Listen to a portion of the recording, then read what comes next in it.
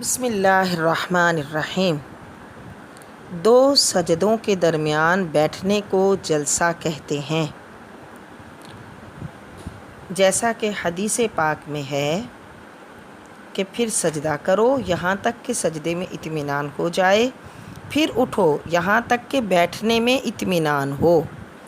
تو گویا ایک سجدہ کرنے کے بعد اس طرح بیٹھنا کہ اطمینان ہو، جسم حالت سکون میں ہو، یہ جلسہ کہلاتا ہے۔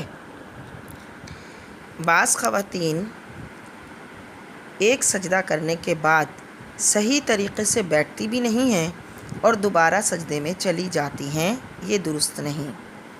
جیسا کہ اللہ کے نبی صلی اللہ علیہ وسلم نے ارشاد فرمایا کہ وہ شخص جو نماز میں مرغے کی طرح ٹھونگے مارتا ہے، یعنی نماز کے رکوع و سجود صحیح طریقے سے ادا نہیں کرتا، تو ایک سجدہ کرنے کے بعد جسم کا حالت سکون میں آنا، اطمینان سے بیٹھنا، اس کے بعد پھر سجدہ کرنا، یہ ضروری ہے۔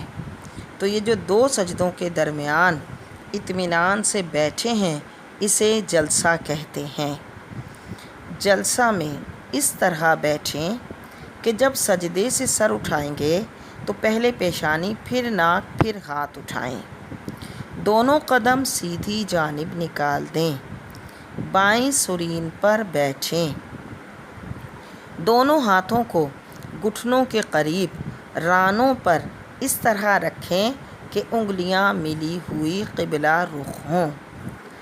جلسہ میں نگاہ گود میں ہو۔ پہلی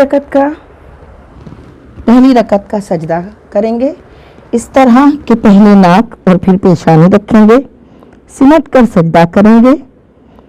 سجدہ کرنے کے بعد سجدے میں تسبیح پڑھنے کے بعد اللہ اکبر کہتے ہوئے پہلے پیشانی اور پھر ناک اٹھائیں گے۔ اس طرح کہ بائیں سرین پر بیٹھ کے دونوں قدم سیدھی طرف نکال دیں گے اور ہاتھ اس طرح رکھیں گے کہ رانوں پر گھٹنوں کے قریب رکھیں گے۔ یہ پہلا سجدہ کرنے کے بعد جو بیٹھے، اس کو جلسہ کہتے ہیں۔ اس میں بیٹھنے کا طریقہ یہ ہے کہ بائیں سرین پر بیٹھیں گے، دونوں قدم سیدھی طرف نکال دیں گے، انگلیاں رانوں پر ہوں گی اور گھٹنوں کے قریب ہوں گی۔ گھٹنوں کو یوں پکڑیں گے نہیں، بلکہ انگلیاں گھٹنوں کے قریب ہوں گی، رانوں پر۔ نگاہ گود میں ہوگی۔ جلسے میں جسم کا حالت سکون میں آنا ضروری ہے۔ اگر ایک سجدہ کرا اور اس کے بعد ابھی صحیح سے بیٹھے نہیں اور دوبارہ سجدے میں چلے گئے تو یہ طریقہ غلط ہے۔ جلسے میں جسم کا حالت سکون میں آنا ضروری ہے۔